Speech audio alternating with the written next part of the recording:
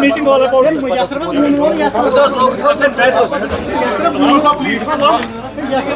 हाल ही में पार्लिमानी इलेक्शन हुए। पार्लिमानी इलेक्शन के हवाले से जम्मू कश्मीर रियासत में जो सियासी सूरत हाल बनी और ये जानते हुए कि चंद महीनों के अंदर दोबारा इंतखाबात की उम्मीद है। उम्मीद की जा रही है कि सुप्रीम कोर्ट के लगाए हुए वक्त की पाबंदी के तहत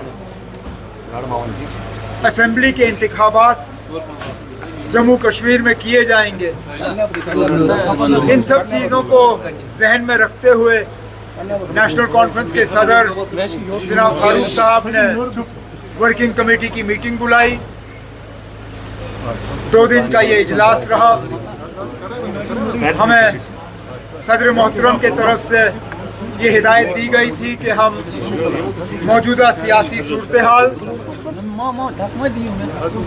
नेशनल कॉन्फ्रेंस ऑर्गेनाइजेशन को और ज़्यादा मजबूत करने के तरीके और आने वाले इंतखाबात की तैयारी, इन सब चीज़ों को लेके हम अपनी बात सामने रखें।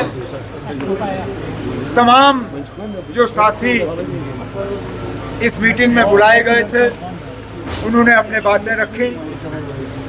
मौजूदा हालात के बारे में हर एक नेशनल कॉन्फ्रेंस के वर्किंग कमेटी के जो ऑनरेबल मेंबर हैं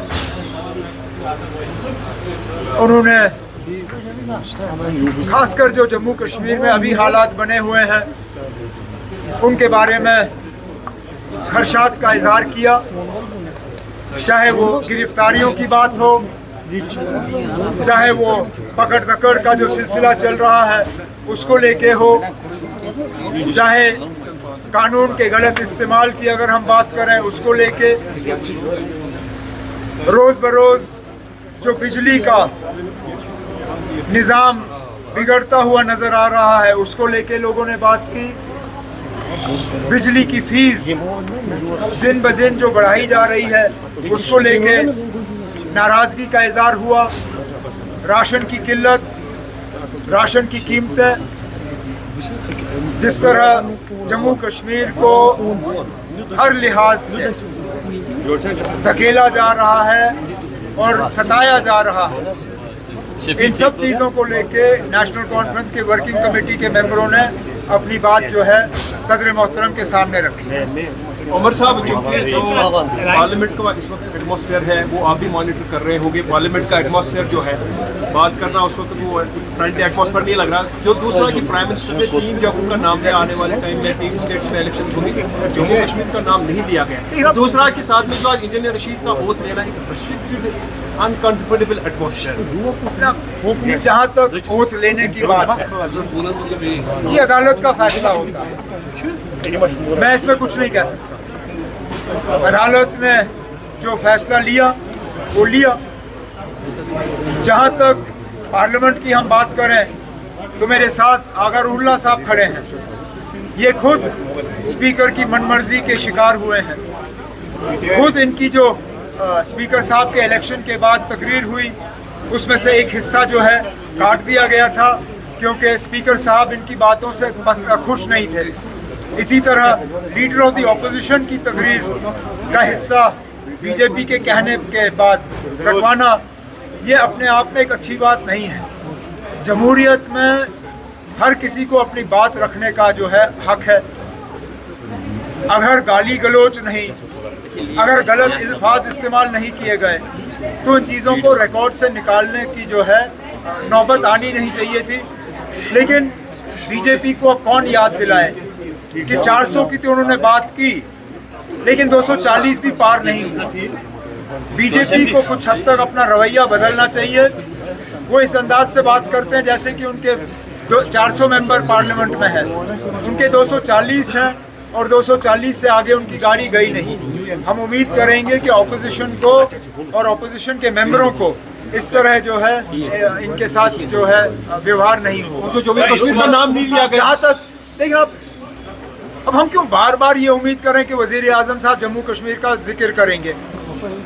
ठीक उससे कुछ दिन पहले वजीर आजम साहब यहाँ आए थे, उन्होंने योगा किया। योगा के दौरान उन्होंने लोगों को यकीन दिलाया कि जल्द से जल्द इलेक्शन होंगे और लोग अपनी हुकूमत चुनेंगे। इसके बाद शक की गुंजाइश कहाँ पर है? इलेक्शन कमीशन ने अपनी तैयारियां शुरू की हैं। इलेक्शन कमीशन ने खुद कहा है कि वो इलेक्शन यहाँ जल्द से जल्द कराएंगे। होम मिनिस्टर ऑफ इंडिया ने कहा है कि सुप्रीम कोर्ट के वक्त की लगाई हुई पाबंदी से पहले इलेक्शन का सिलसिला जो है वो मुकम्मल किया जाएगा। मुझे नहीं लगता इसमें अब कोई शक की गुंजाइश है। इलेक्शन होंगे, हम उन इलेक्शनों के लिए तैयार हैं। उमर साहब, जो मीटिंग हुई क्या उसमें ये कुछ कंक्लूजन आया कि इंडिया अलायंस पार्टनर्स के साथ असेंबली इलेक्शन आप लड़ेंगे? ये बात सदर मोहतरम को छोड़ दी गई है। सदर साहब जो इसमें बेहतर समझेंगे उनका फैसला हमारे सिर आंखों में। उमर साहब, जो एनिमी आर्म्स एक्ट की बात हो रही है कि एनफोर्स किया जाएगा जम्मू कश्मीर में, किस चीज़ का? Enemy arms act. देख रहा एनिमी एक्ट दिल्ली जो भी फैसला करे, हम तो इंतजार कर रहे हैं। यहाँ इलेक्शन होंगे, स्टेटहुड हमें रिस्टोर होगा, उसके बाद जो भी फैसले होंगे हमारे लिए वो हम खुद ले लेंगे। ये फैसले हमारे ऊपर ठोसे नहीं जाएंगे। अग्निवीर स्कीम भी एक कंटेस्टेड इशू इस वक्त बना हुआ है। अग्निवीर ये तो पुराना इशू है, इसके खिलाफ बीजेपी को पहले ही वोट पड़े। बीजेपी की हार की एक बड़ी वजह ये रही कि अग्निवीर को लेके उन इलाकों में जहां सबसे ज़्यादा लोग आर्म फोर्सेस की तरफ जाते हैं, उन्होंने इस अग्निवीर को कबूल नहीं किया है। बीजेपी को लोगों का जो मैंडेट है वो मानना चाहिए और अग्निवीर स्कीम को कैंसिल करके इसकी जगह में कुछ और लाना चाहिए। हमने भी पढ़ा नहीं, ये सुना है कि जो इंजीनियर रशीद की पार्टी की तरफ से कि राहुल गांधी मुसलमानों की नुमाइंदगी अभी तक नहीं कर पाए। सॉरी, किसने कहा ये? इंजीनियर रशीद की तरफ से जो मैं कुछ नहीं कह सकता हूँ। उमर साहब, मैंने ऐसा बयान देखा उमर साहब, जो मीटिंग हुई इसमें अलायंस की बात हुई आने वाली असेंबली। नहीं। मैंने इसका जवाब दे दिया।